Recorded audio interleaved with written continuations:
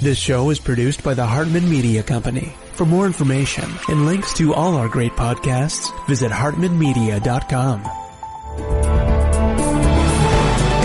Welcome to The Commercial Investing Show, where we analyze, explain, and exploit the opportunities presented in today's commercial property marketplace. If you're interested in apartments, mobile home parks, self-storage facilities, and other income property, you've come to the right place. We'll explore what's hot and what's not in markets nationwide in the relentless pursuit of return on investment. Here's your host, Jason Hartman.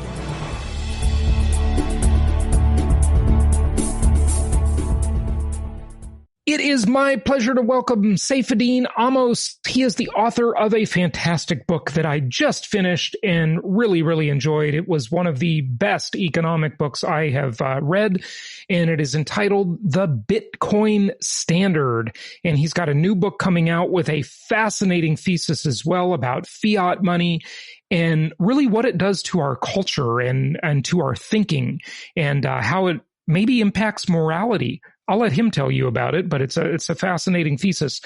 So Saif, welcome. How are you? I'm very good. Thank you for having me. Good. It's good to have you on. So Saif, tell us a little bit about what brought about the book, The Bitcoin Standard. You know, it seems as though you really spend maybe the first half of the book talking about what is money, explaining economic concepts, and then the latter part, you talk about cryptocurrencies. But in the beginning, you know, let's just give people some background because there are some interesting fundamentals that I think are just really important to understand to grasp this entire concept. I think the book came out after having spent several years looking at Bitcoin and thinking about it, coming up with ways of analyzing it, which had gotten me some very small degree of prominence in a very small circle of Bitcoin Twitter users. And essentially, you know, I had developed all these ideas about what Bitcoin means and the significance and the economic meaning of Bitcoin over time. And then, you know, I was arguing about people with it on the internet all the time. And then really my wife basically told me, you know, you should be doing something more productive than just arguing with people on the internet. So I decided to write this down into long form. You know, every time I would be tempted to answer someone online, I just decided, you know what, let me just go write a couple of pages in the book. And in that sense, I just kept on developing this until it became a whole book, and it became a full vision of how I understand the economics of Bitcoin. And the title came toward the end, but I think it was a quite fitting title because the whole book the book makes a lot of analogy to gold and the gold standard. And so the point that I'm trying to communicate is that Bitcoin is effectively our new gold standard. Or it could have the potential to be our new gold standard. When you look at money, I mean, money really is supposed to, well, there's also a distinction, of course, between money and currency, and maybe you want to go into that. But money really has sort of three basic functions, right? Yeah. Generally, people think about the three basic functions of money as being the medium of exchange, a store of value, and the unit of account. In my book, I focus the analysis on the function of a store of value because in my mind, I think this is the one that ends up giving monetary choice, a monetary role, that ends up deciding the monetary role just because of how economics really works. If you store your money in a thing that is easy to produce, then that thing will lose value over time and you won't have a lot of money. And so the money that is stored in things that are hard to produce, on the other hand, will hold its value quite well and will maintain its value. So over time, it will stay the same or it will increase. So the net result is that over time, money and wealth tends to concentrate and accumulate in the hands of the people who are holding the hardest money. And eventually everybody else learns that lesson. And so you end up with the hardest money dominating. And that's generally been the history of money. So, of course, paper, fiat money, dollar bills, euros, whatever, in paper form especially, are very easy to produce. It's simply running the printing press. And gold, is hard to produce, right? It's hard to get gold out of the ground. It's very costly to do it. It's rare.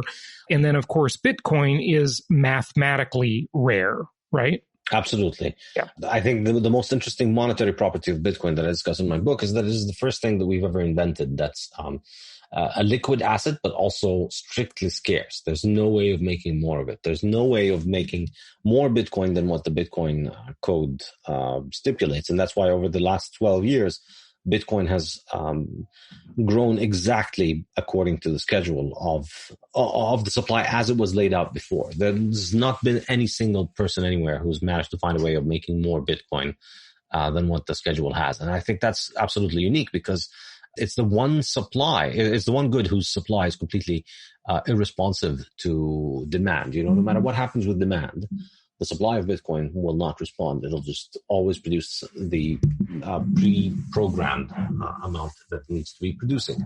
Our client, Keith Gibson, referred you to the program, and I'm very thankful to him for asking you to come on the show.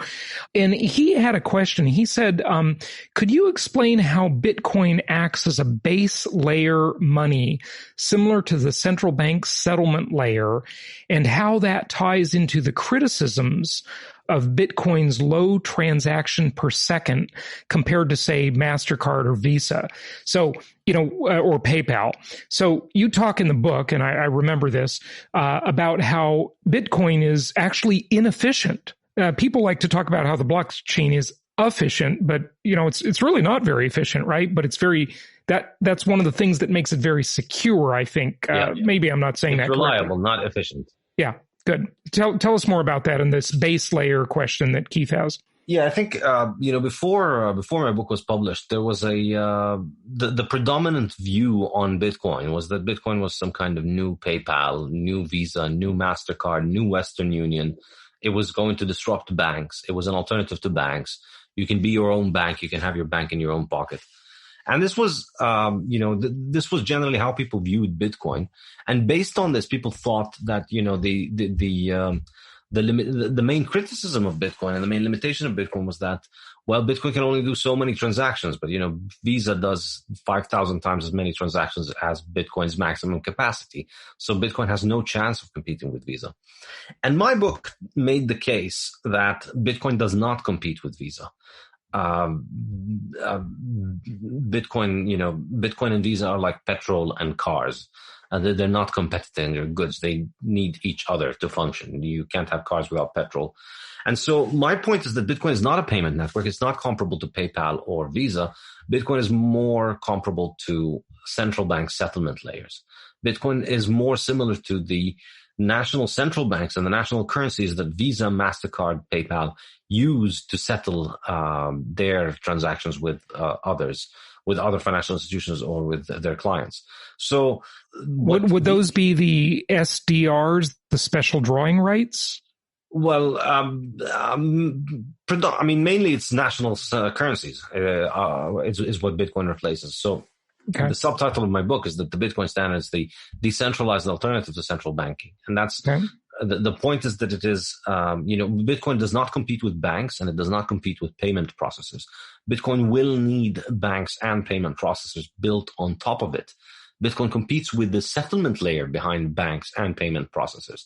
But it offers companies like PayPal and like Visa and like MasterCard, it offers them a monetary standard that they can use without having to resort to central banks. It's the only alternative that financial institutions around the world and individuals have to central banks, because you can now settle payments internationally without having to go through a central bank, which means it's no longer a political question. It's just a purely technical question that you need to solve. It's you put in the private keys and your money travels across national borders, which is something that could not happen before. Before the invention of Bitcoin, if you wanted to move money internationally, you had to go through central banks. That was the only mechanism for money transfer. Bitcoin offers us an alternative to that. Okay, so I think that's a good segue to just maybe telling you a little bit about my evolution in this, because I think it will address some of the skepticism that people have out there.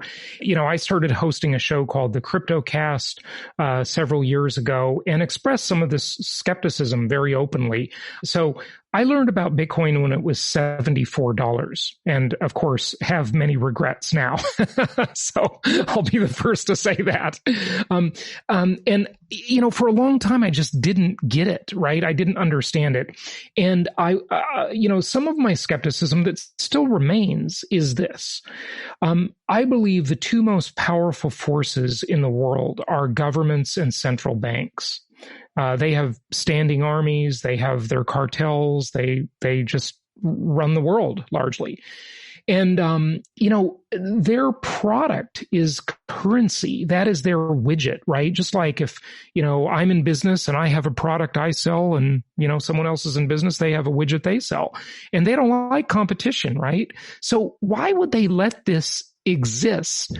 And I know you may well say there's an argument that they can't do anything about it. Okay, great. And I've always said, Saif, I'd love to be wrong about this, because my libertarian side says I would not love nothing more than to see a decentralized currency controlled by the people, not the central banks and governments, flourish, because so much of our lives are controlled by the fiat money. We all become puppets on the strings of inflation, deflation, velocity, etc., and capital controls, and economic Berlin walls.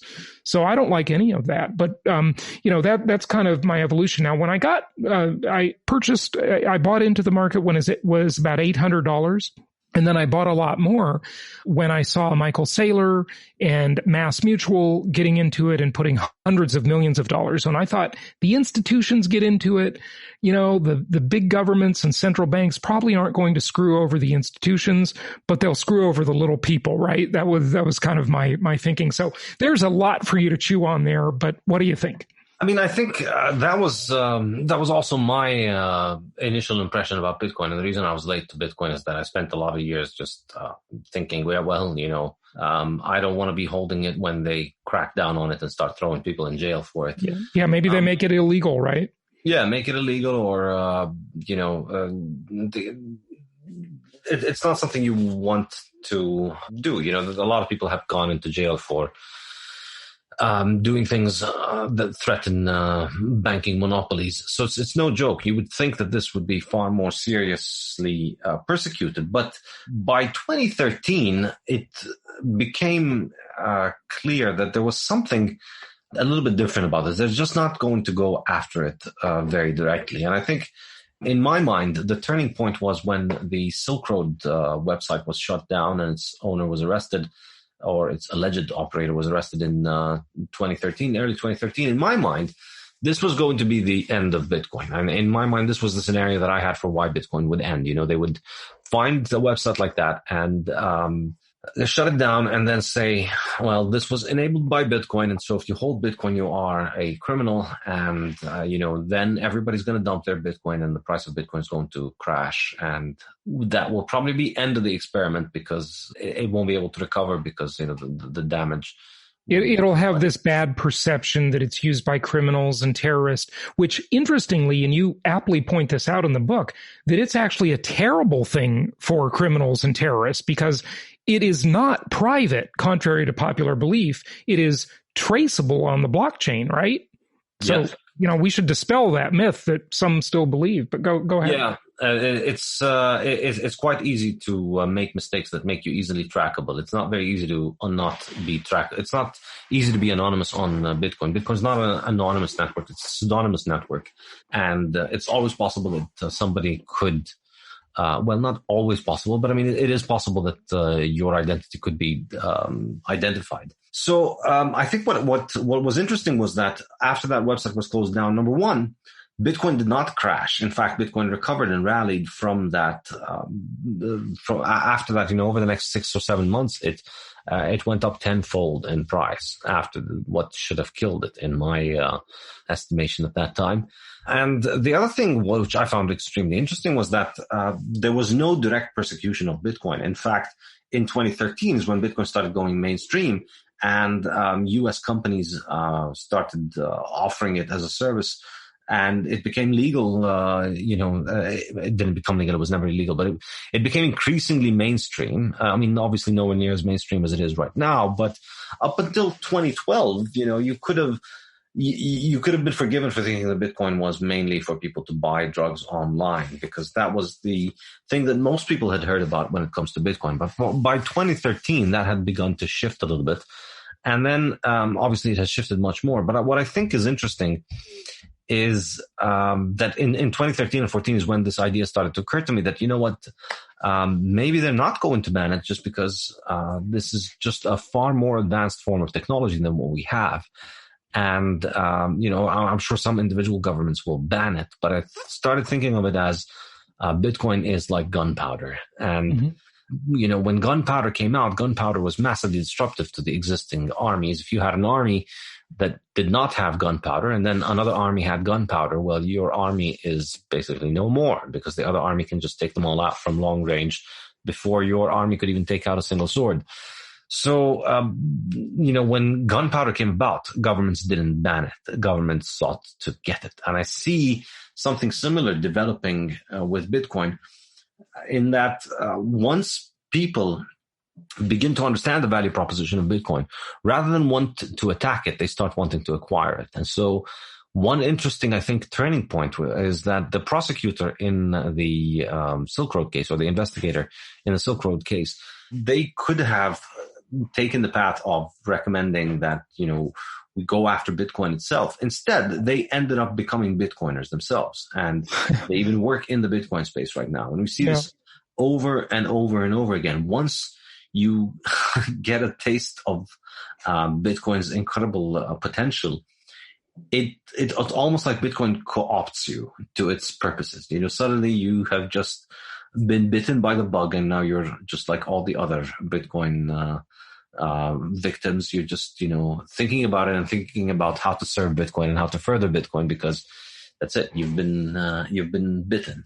Mm-hmm. Yeah, you got the bug, right? Well, there's no shortage of gold bugs in the world, right? So, it's a similar concept, I guess. But, okay, so you don't think that any government can shut it down, but they could make it illegal, right? I mean, look, what the example I used over the years many times, in interviewing crypto experts is look, cocaine is a commodity, right? It's an illegal drug. It's a commodity, right? People trade it, but it's not traded widely because it's illegal and people are afraid of going to jail. But it is a commodity nonetheless. If they said Bitcoin is illegal because you've got to use FedCoin, for example, their cryptocurrency that they'll eventually make, and they want to control velocity and inflation and so forth, couldn't that displace it and really hurt the store of value? I really don't think so. First of all, let me just be clear. The governments can do all kinds of things, and I'm not. Right. They can do whatever they want. Yeah. Well, within the realms of the laws of physics and economics, yes. Yeah. But I think the way that I see it is that ultimately, any kind of action against Bitcoin can hurt Bitcoin, but it can't eradicate Bitcoin. That's the difficult thing about it. It's almost impossible to eradicate Bitcoin, because Bitcoin can shrink to the size it needs to shrink to in order to survive. If you restrict people buying it and you restrict people mining it, the mining declines in volume and the price of the Bitcoin commodity declines in volume enough for it to be essentially able to run at a very small scale that is very hard to detect. Mm-hmm. And so it fades into insignificance, but it doesn't die.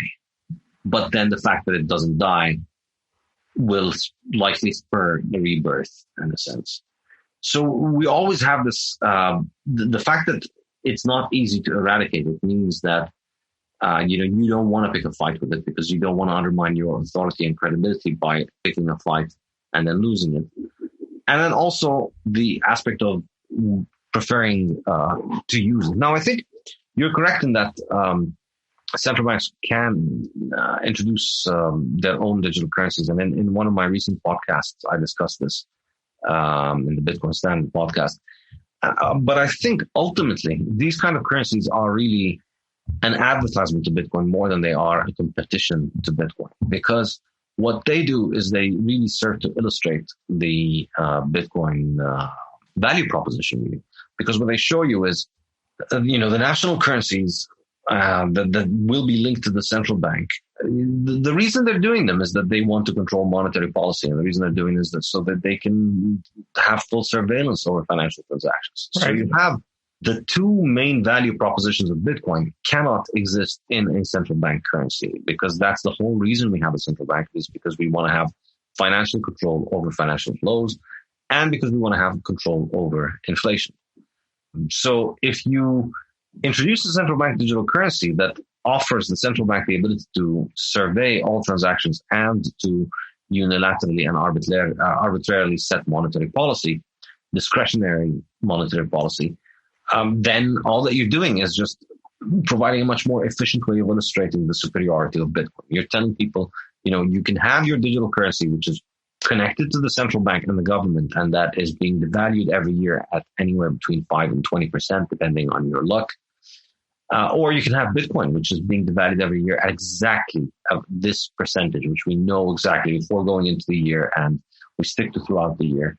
And you know exactly how much is going to be devalued over the next 100 years. Whereas with national currencies, you have no idea about what's going to happen in 5 years, or maybe even 1 year. Like in last year, who had any idea that right. It was going to look the way it looked? And when those national currencies start coming in digital form, as they inevitably will, it will become extremely convenient for the powers that be, the governments and the central banks that issue them, and extremely negative for the population, because they can control so many things. They can control, undoubtedly they'll come on your phone. They will control where you spend, which merchants and businesses can accept the currency, how far they can be from your home if there's a lockdown or a quarantine, for example. They may have expiration dates on them, so they can increase or decrease the velocity of money. They can devalue over time, maybe overnight, whatever. I mean, they can just do whatever they want. The possibilities are endless for them. They can do it already with dollars, some of those things, but they can do so much more and so much more conveniently with the digital currency, right? Absolutely. Yeah. And really, Bitcoin is, I think people miss the point of Bitcoin when they think that the point is that it is digital and that these currencies are digital. Well, national currencies are digital too. The vast majority of dollars is not out there as dollar bills and coins. It's digital. It exists on bank ledgers. The physical dollars are a tiny little fraction of the total supply of dollars. So the digital aspect is not something unique or interesting about Bitcoin or about central bank digital currencies. What's unique and interesting about Bitcoin is the fixed monetary policy. Absolutely. So as a segue to your new book, which is a really interesting thesis, talk to us. You talk a lot in the Bitcoin Standard about time preference. And can you explain what time preference is and what it has to do with currency time preference? In the Bitcoin Standard, I spent a significant chunk of the book talking about time preference, because it's one of the most fascinating, or the most fascinating topic in economics for me. And when I was at university, every class that I would teach, every course that I would teach, I would always sneak in a lecture on time preference. Whatever the topic of the course, I'd always have a lecture on time preference. And I'd always tell students, this might not be the most important thing for your exam, but this is going to be the most important lesson you'll learn in this class and probably in all of university. So, wake up and pay attention to this one. And because I really think it's the most important thing economics teaches you. Time preference refers to the degree, to the extent to which you discount the future compared to the present. So your time preference is a measure of how much more money would I need to give you 1 year from now in order to take away a sum of money from you today. So if I owed you $100 that I needed to pay you today, what sum of money would you accept for me to pay you the $100 plus interest next year? So if the answer is 105, that effectively means that you discount next year by 5%. So you value $105 next year as much as you value $100 today. And so the higher your time preference, means the more you discount the future, the less value you attach to the future compared to the present.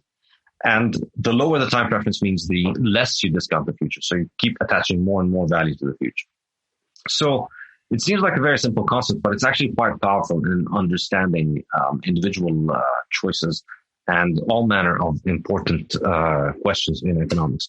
So for instance, in the Bitcoin standard, I focus on this because in my mind, it's really the most important economic question in all of economics. The trades that you do with your future self are more important than any trades that you do with anybody else. You trade with your employer or your supermarket once a day or once a month or once a week, but you make trades with yourself thousands of times every day. Every single decision you make every day is a trade with your future self. When you decide whether you're going to have that cheesecake after lunch, you're making a trade between, right. you today being happy with the cheesecake, right, and you tomorrow or next week being unhappy with your shape or with you being out of shape. That's the old saying, 30 seconds on the lips, 30 years on the hips. Yeah, absolutely. Yeah.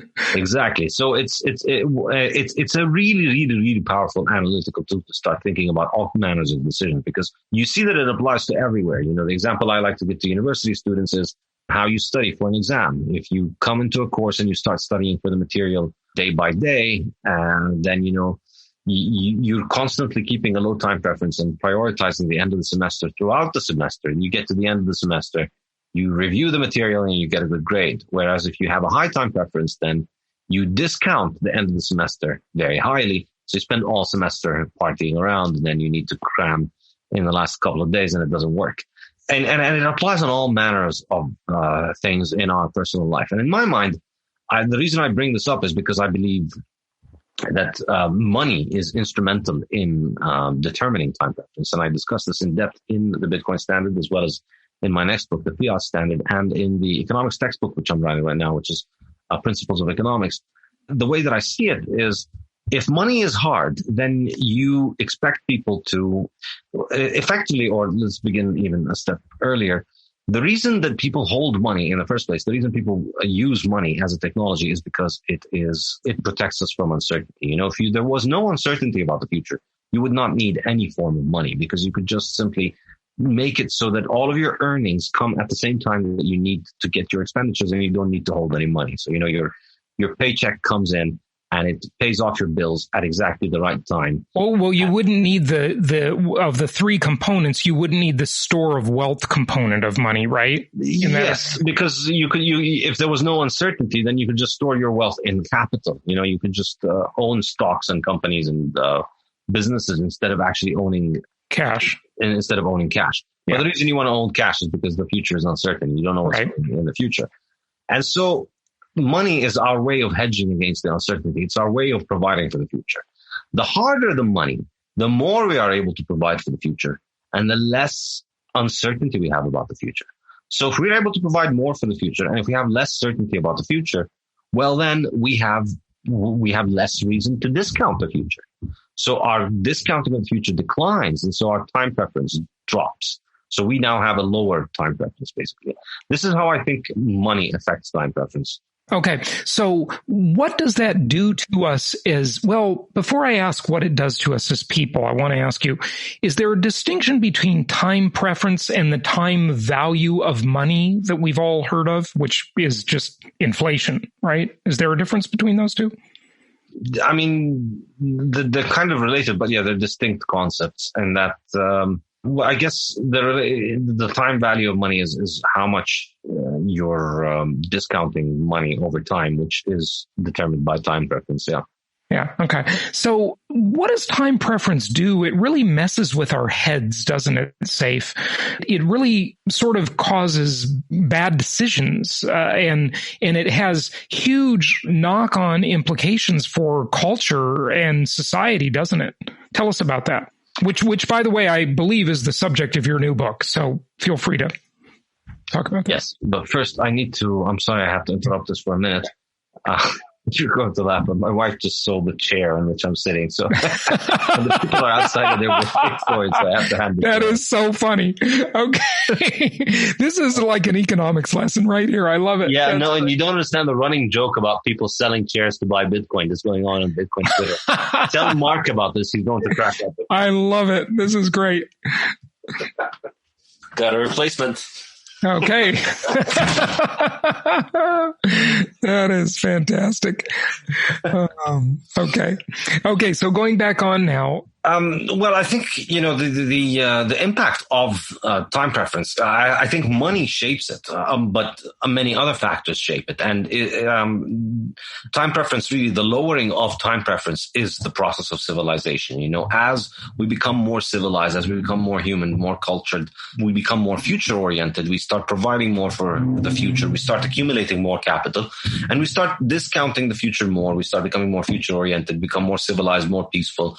And, that's essentially the process of civilization. And I think it's inextricably linked to our ability to provide for the future by holding money for the future and by by saving for the future and reducing the uncertainty. So when the money that we use begins to lose its value, when money starts becoming easier rather than harder, when money starts becoming less reliable as a mechanism of transferring wealth into the future, then money becomes then that reduces our ability to provide for the future. It increases the uncertainty for the future, and that makes us discount the future heavier, but not just in economic affairs, in everything. And I think you see this reflected in all manners of economic and non-economic decision making that people do in everything. And my favorite example maybe might be art. You look at art under the gold standard, you look at the golden era of art. Artists would work on a masterpiece for years, and then the thing would be expected to survive for centuries. Right. And much of that art continues to survive for centuries. You look at 20th century art, and you see that people spend, 15 minutes scribbling a bunch of lines, and then they make up a story about how it represents something or the other. And I love how you talk about that in the book, by the way. I resonated with that heavily. My favorite is the Impressionist. Okay. So that's where I like, but when you talk about the Sistine Chapel and Michelangelo, and then you look at a stupid banana with duct tape on a wall, and that's somehow art. I mean, give me a break. It's just and I think it's the excuse that we've grown up. But clearly, I don't understand how to interpret that banana on the wall. Of course, exactly. Fault. We've spent our life basically being gaslighted by an art industry that wants to tell you that the reason you don't see the banana is because the problem is with you. You're not artistic and you're not cultured. And maybe that is the case, but why is it that those people that produce those things cannot produce anything that requires a little bit more time and attention? Why can't they make a Sistine Chapel in between all of their bananas? Why is it all bananas and scribbles and random stories on empty pieces of canvas rather than anything that requires actual time and effort? So what it sounds like what you're saying then is that when we have a low time preference, we become more civilized, and the craftsmanship improves. Is that correct? Very much so. And craftsmanship is one part of it. It's just, in my mind, the ability to hold wealth that you can trust, which is what people had under the gold standard, that you knew this coin was yours and it's going to hold value into the future. That security, in my mind, is what is necessary for people to be creative. To be creative because they have the security and they're producing because they want to produce. And it's very different from the kind of creativity that you need to do when you're on the treadmill, where you know that the money that you're holding in your hand is like a melting ice cube. It's losing its value. It's not going to be there for you. And so you're constantly having to continue producing more and more on that treadmill. I think that's really the difference in it. And it reflects in craftsmanship, in art. I think it also reflects in innovation. People think of 20th century as being the century of technology. But really, all of the things that we think of as 20th century technology were actually invented under the gold standard and were popularized and commercialized, and they spread all over the world in the 20th century. But the main and most important innovations came in the 19th century. In fact, in the 20th century, we saw some regression in many of those things. So, aviation, cars, the telegraph, communication, telephone, so many of the most important technologies that we've had, 24-hour electricity supply, all these things that completely revolutionized our life. They came under the gold standard, and I don't think it's entirely coincidental that happened. What the gold standard allowed the world to do was to have a large global market where everybody trades with everybody else, and you had the ability for everybody anywhere in the world to save. Anybody could make returns that beat inflation effectively, and inflation at that time was -1%, -0%. So you just holding money allowed you to have appreciation. You didn't have to be an expert investor. You didn't have to study real estate, stock, you didn't have to take inordinate risk. Exactly. Yeah, right. The same coin that you got paid in as a child or as an old man or as a worker, that same coin, you just had to keep hold of it. And that's it. That's your saving account. That's your stock portfolio. Right. And it was good as gold, if you will. And I don't know, we've got to wrap it up here, but this is so fascinating because, when I think about that, I definitely buy into this. However, it kind of strikes me that does the common everyday Joe Sixpack think about that? Or is it so sort of just in the air, if you will, that it just influences everything and we don't even know? It's like a subconscious thing. And I almost wonder if it has a knock-on effect even to relationships in business, in love, in romance, divorce rate. I don't know. How much does this really affect? Oh, I think so. Absolutely. I think it's highly pervasive everywhere because it shapes, time preferences there in everything. In any decision, it involves a short-term versus a long-term outcome. And so family, I think, is an excellent one. As people's time preference rises, they are less likely to think about their future and more likely to think about their present. And I think you see this with time. You see that, people have developed into a world in which they are far more likely to have many more temporary and short-term relationships rather than fewer and much more long-term relationships, which was the case a long time ago. And obviously there are many other reasons there, the contraceptive pill and the sexual revolution and the female introduction to the workplace. All of that, of course, plays into it. But I think another important fact in it is that the move away from hard money to easy money has two economic impacts. Number one, it reduces the family's ability to save for the future. So reduces the incentive that parents have to provide for their children in the long run, or for children to provide for their family in the long run. And it reduces the incentive that people have to invest in a family because it's less likely to pay off in the long term, and also increases the emotional investment in the government or in the state as a replacement of the family, because that devaluation, your savings are being devalued because the government is effectively taking that extra money, and with that money, the government has so much more power that it can provide the family with a growing list of things. And so over the 20th century, over the century of government money, we've normalized the idea that it is government's role to provide things like healthcare and education and dietary guidance and all kinds of different things that, the government is supposed to solve for you and provide for you, which, historically, these are the kind of things that family was there for. Well, there's this whole movement of men, and it's really sadly a kind of a big deal called men going their own way, where they've just kind of given up and they just don't care. They don't care to start families. They don't care to find the love of their life. And they would say the government has become the new husband. It's like, since when was the government supposed to have this role of interfering in every area of our life like this?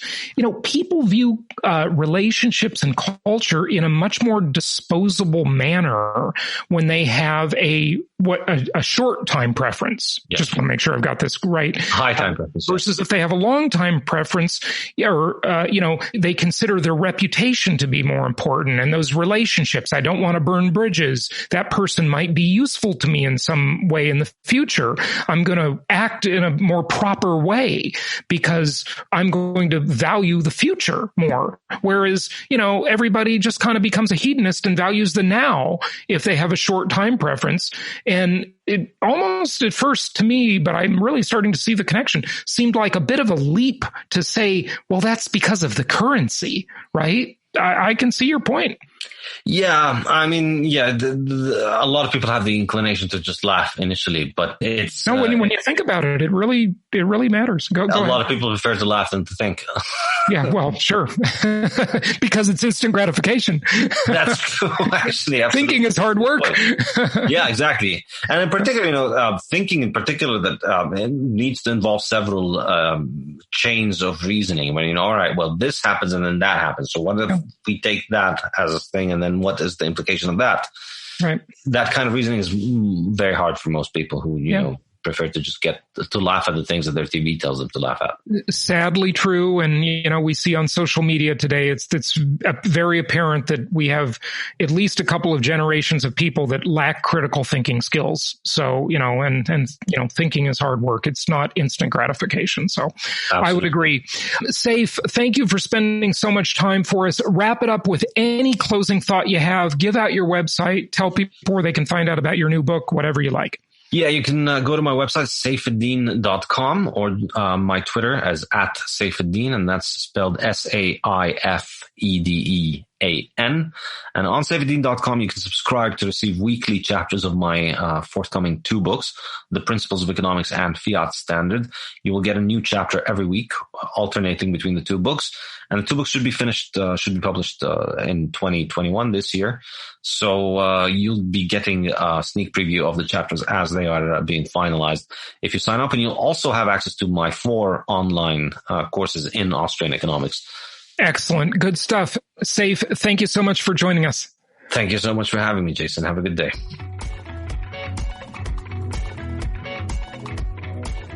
Thank you so much for listening. Please be sure to subscribe so that you don't miss any episodes. Be sure to check out the show's specific website and our general website, hartmanmedia.com, for appropriate disclaimers and terms of service. Remember that guest opinions are their own, and if you require specific legal or tax advice or advice in any other specialized area, please consult an appropriate professional. And we also very much appreciate you reviewing the show. Please go to iTunes or Stitcher Radio or whatever platform you're using and write a review for the show. We would very much appreciate that. And be sure to make it official and subscribe so you do not miss any episodes. We look forward to seeing you on the next episode.